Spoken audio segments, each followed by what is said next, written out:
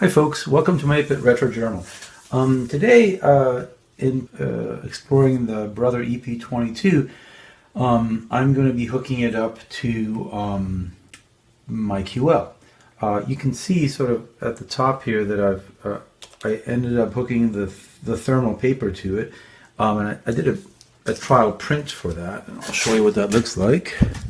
Hopefully, if I can zoom in on that. Here we go. Yeah, it looked pretty well. In fact, you can really see that it does a much more exact job than when. So let me compare it to the. Oops, sorry. Let me compare it to the original, which I have down here. So this was when I was using the cartridge, and you can see the cartridge is a little more uneven, and even the dots themselves are sort of different thicknesses because you're transferring ink, whereas when you're looking at sorry, again, it's unfocused. When you're looking at this thermal paper, you get much more exact dots from the dot matrix because there's no smearing. So that's pretty cool. So let's go back to yeah. So you can see that I got the roll in and it's working. I'm armed with my multimeter. Again, I have this old school analog one, which I really like. If you watch the needle, that's turned off. My continuity is that. Yep, you can see it. And my chair squeaks. I've got these DB25 and DB9 connectors that basically they use this uses a telephone jack that is it uses the colors are, I'm not going to put it on camera, but they're yellow, green, red, and black. And this cable that I have actually, interestingly enough, when the cable is back to back, if I stretch it out all the way, and the yellow wire is on this side and the black wire is on this side. And what's interesting is that these two, they're both female adapters. What's interesting is that the yellow wire, so they each have, so this is an 8-wire one, and this is a 6-wire one. And the 6-wire one basically has yellow, green, red, black going from this side to that side. And this one has yellow, green, red, black going from this side. And you think, oh, okay, that so they mimic each other, but they don't, because if you move them in this direction, you have the yellows on the outside. So that's kind of odd, but it works out because basically having the yellow plugged in to this, the 3 wires that I have connected on here are red, black, and green. And so I have the red wire goes to 20, which is DTR. The black wire is 7, which is ground, and the green wire is 3, which is transmit. If you remember from last week, I have this booklet that you've got 20 being DTR, 3 being the transmit, and 7 being the ground. So that's what I'm trying to connect to. On the QL side of things, focus is always important. On the QL side of things, what I want is, so the QL has, for the connector to serial port 2, the line that I want is pin 2. Also, the QL doesn't have a standard set of serial connectors, and the reason why is because, again, the original connector for the QL, other than the US and German version, was not DB9. It was this funky European telephone connector that only had 6 plugs in it. And so DB9, which is what this is not standard on the QL, and therefore they didn't wire them standardly to what what standard DB9 connectors are. And I don't really understand why they did that, because it doesn't cost any extra money. I mean, a lot of the decisions they made on the QL is cost savings, but to wire it appropriately for standard DB9, even back in '84, it would not have cost them extra money. So it's kind of silly that what they did is they basically just used the first. They only use the top connectors. They used the top connectors and one of the bottom connectors because they only had six lines. So they didn't use what didn't they use? They didn't use 6, 7, and 8. So they only used the first 5 in the top. I believe they used pin 9. I'm not 100% sure what the 6th pin was.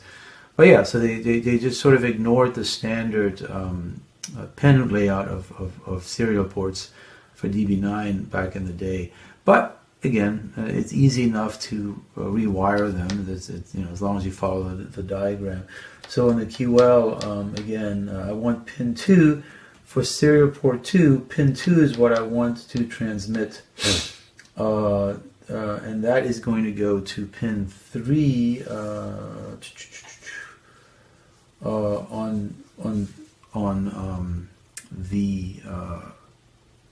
this one. So again, and since the wires match up here because of this cable, this becomes a really easy job.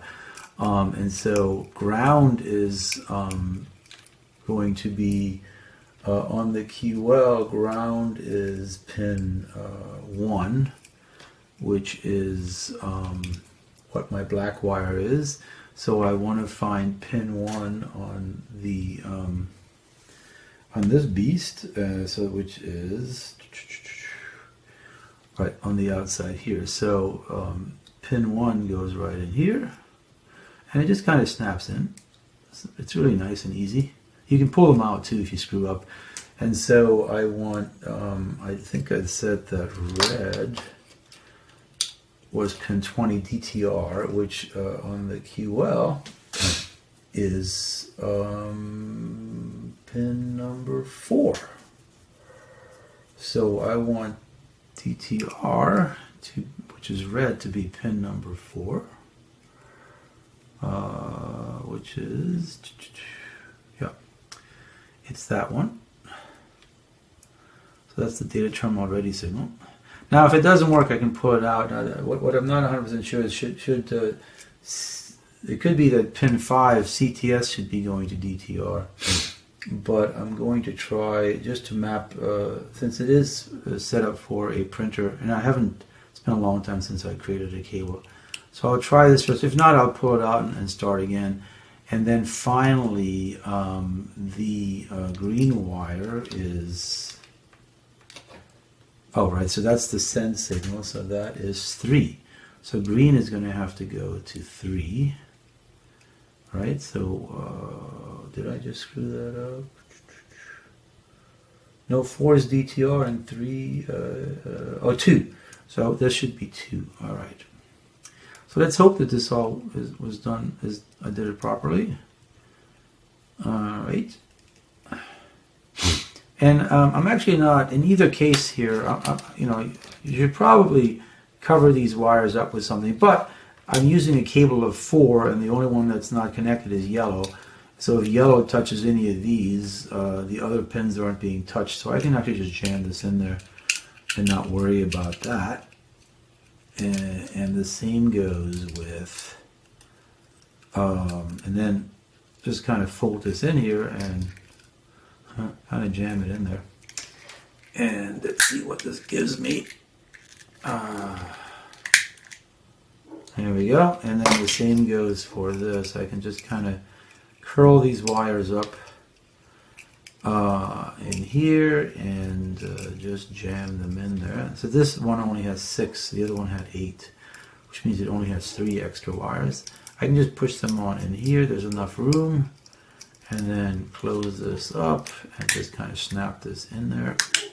And here we go. So hopefully this will do it. Oops, it will not do it because, no, it's good. Okay, so I've got the wires in here. So what I'm going to do is I'm going to pause the camera and actually hook it up because I have to get it off the camera and it's not very convenient. So let me do that. And so I've connected the printer. You can see on serial 2, the line goes all the way to the side. You can see that the printer is in printer mode but offline, and what you got to do to turn this on is you press cont for continue. So now it's on at 300 baud. So let me actually change the image here a little bit. I'm going to zoom in.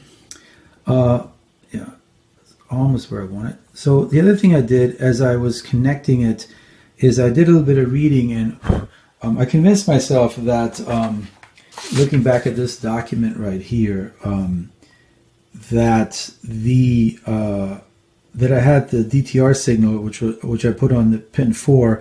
I was on the wrong one, so I actually moved that to pin 5. And I think it kind of, if I use this booklet here, I think it kind of corresponds to images like this where you want to have transmit to its receive and then the CTS to the DTR. So I think that's standard for hardware flow control. And so the other thing I did is I kind of looked up the QL's commands for serial, and what you need to do first, I need to set the baud rate to 300. And then I can do this. Open number 3s, that's just a new channel because 0, 1, and 2 are the default. SEER2IR.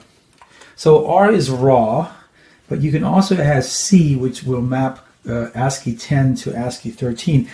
Because the QL is sort of Unix based, just like the Amiga, in terms of it uses ASCII 10 new line for its, or line feed for its new line. I want to use ASCII 13, which is carriage return. And I can do that by using C. So SEER2, ignore handshake, and C for that should do that. And then if I go print, number 3, hello, and you can see that it just printed that. And so what I want to do, can I just lift it up a tad? Yeah, I just want to get the top of the monitor as well. There we go. But you can still see this is where the printhead is, and it just literally printed hello. I'll rip the page off at the very end. What I want to do now is, because I'm ignoring handshake, I'm going to write a little program. 10 for I equals 1 to 5. 20 print number 3. I'm going to go 1, 2, 3, 4, 5, 6, 7, 8, 9, 10. 1, 2, 3, 4, 5, 6, 7, 8, 9, 10. 1, 2, 3, 4, 5, 6, 7, 8, 9, 10. 1, 2, 3, 10. 1, 2, 3, 4, 5, 6, 7, 8, 9, 10. 1, 2, 3, 4, 5, 6, 7, 8, 9, 10. So this is going to print a bunch of pluses, and it's going to do it 5 times. 30 next I, and I'm going to, let's do it 8 times. 10, edit 10. Let's do it 8 times at least. And I'm just going to bet that this is not going to be able to keep up. So here we go. Oh, misspelled print. Edit 20. Oh, fat fingers today. Yeah, so print. Here we go, run that. So this is going to print.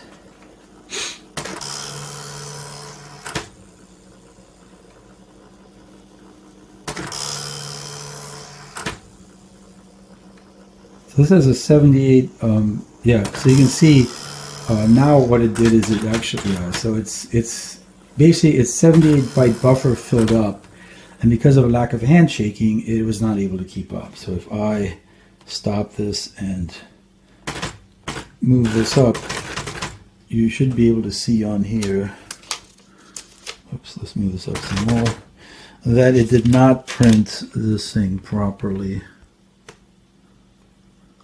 because of lack of handshake. So if I then redo that by open port 3 as SER to HR, so H is not raw, C, H is handshake. Now run this again. Have to start the printer up again, and here we go. It's printing it. That's the second line. Again, if you can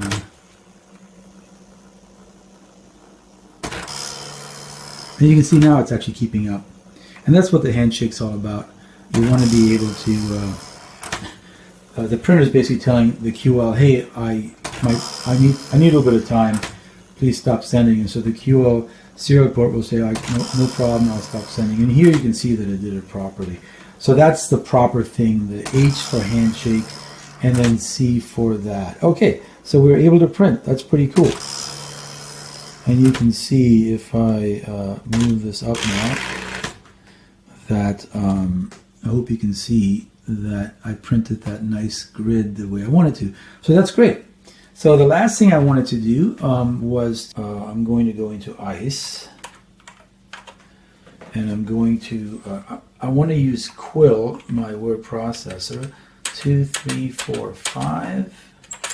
And before I can do that, I need to actually set a printer driver for that. So you'll see that there is an installed printer for, and again, I'm not going to give you a rundown on Quill today. I'm just going to show it to you a little bit. I think I'll do a separate video journal on all of the Fort Sign, because it's kind of cool that they had those included, because you didn't have to buy, when you buy a Windows machine nowadays, you have to kind of get Microsoft Office, and this came free with the computer. So install BAS is the thing that installs a printer driver. So if I double click that, it's going to load it, and so I just have to remember serial 2, handshake, and C is how I want to open the printer up at 300 baud. And I think everything else, so you could probably do some ASCII graphics with this printer on the QL if you wrote the driver yourself, and you could actually do this in BASIC, since you are able to move the cursor back and keep the line at the place where you want to keep it. So this, so it's going to be microdrive 5. Please enter the, I want to use serial 2. So it's going to access, and so this is going to load that. And again, the way I want to end this video is I just want to set the printer driver in Quill to this, and then I just want to write just a couple of lines in Quill and print them out, and if I can get that to work.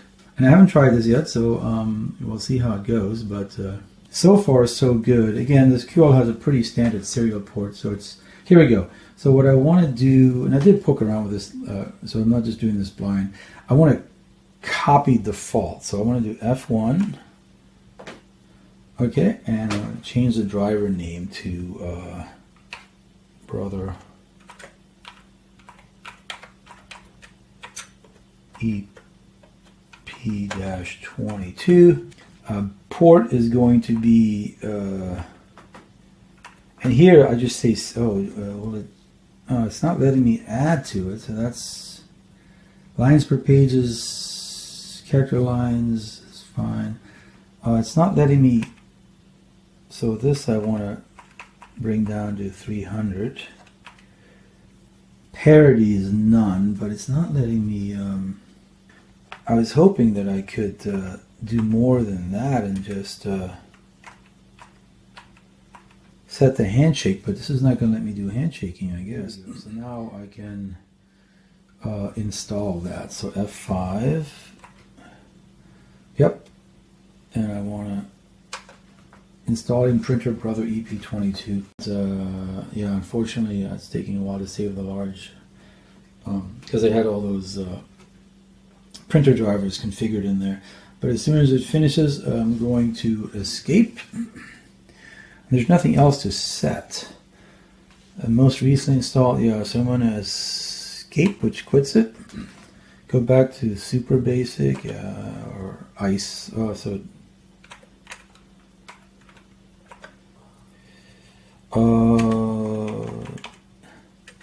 2, 3, 4, 5.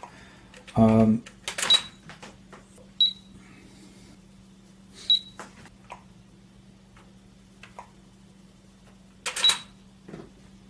so here we're going to start it up.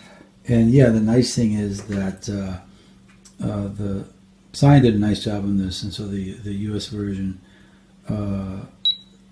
takes up the full screen for an NTC monitor, which is really nice. Here we go. All right, so I should just be able to say to whom it may concern. Hi, how are you? Hope all is good. Cheers. All right, so that is, and so now I want to be able to use commands F3 and say print. Print. Press enter to current document. Yeah, current document. Let's see if this will actually print. Whole. I want the whole document. To printer. Yeah. Well, let's see if it will actually communicate with the printer. The printer is on. And yep, not working. I can stop it, start it up again. I did pick Sierra 2, print current whole to printer. So I'm using handshake, and we know that works. I guess I could turn the printer on and off just to see if that has anything to do with it, but it does not. So I'm not able to get it to work. Let's do that again. It doesn't work for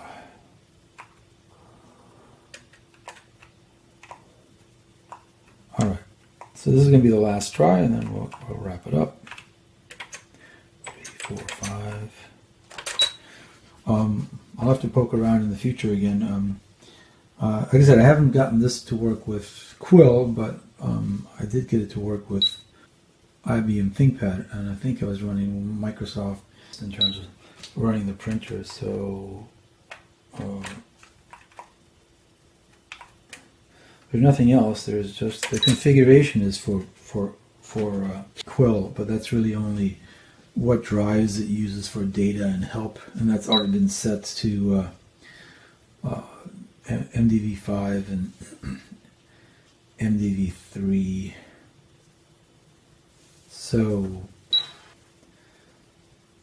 we've got commands, and what do we have here? Erase header, margin save, copy footer, justify print tabs, other, merge search files, page, zap, hyphenate, replace, other. Yeah, when it said print, enter document.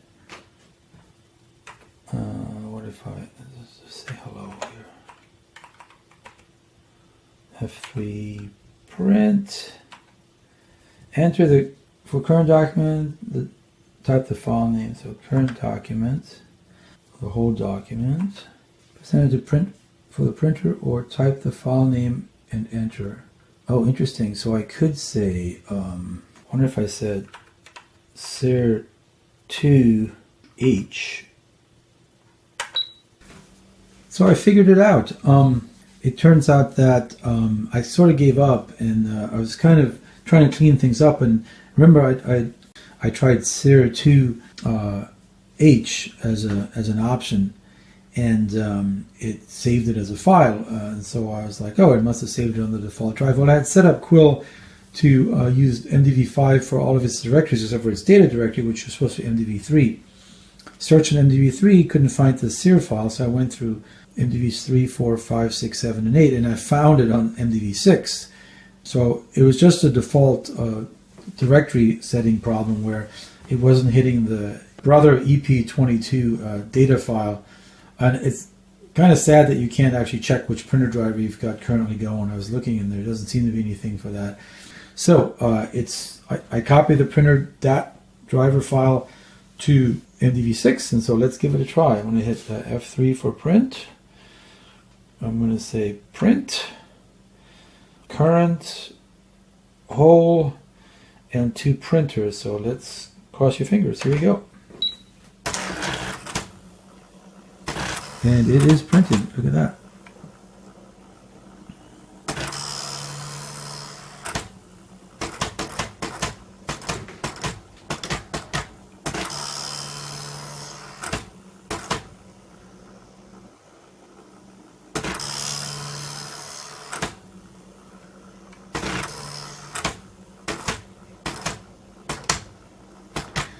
And here we go. It's definitely doing it. And it's going to do, I think we did 66. Yeah, so I'm not going to waste all that paper. But if you take a look at the top here, let's, can we zoom in even further on that?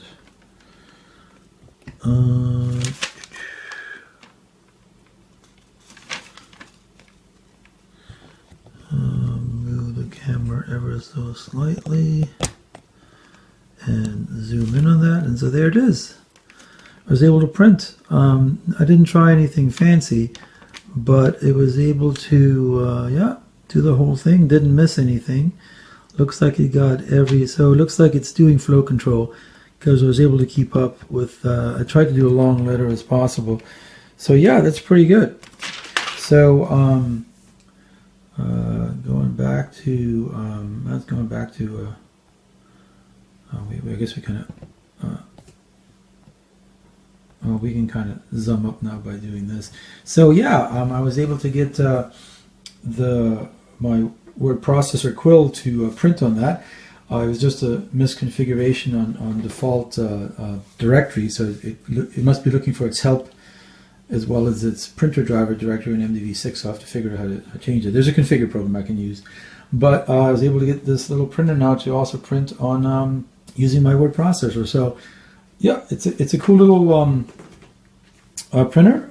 It's kind of handy. Like I said, I used it in college as to type my letters, and now I can actually get any Quill documents on paper. You know, I'm sure I can get underlines to work, and boldface I could probably do it as well. I mean, I don't know how this is going to work in terms of is it expecting, if it's boldface, it's just to start to send a character set, controlled character sets to start the printer to say, oh, now you're in bold mode, or can you say for each bold character just move back and reprint the same character? So I'd have to play with that, but that's more work than I want to do right now. In any case, Brother EP-22, it's kind of a cool little 1983 electronic typewriter that works pretty well as a printer as well. So thanks for joining me today, and I'll see you in my next video journal entry. Stay safe.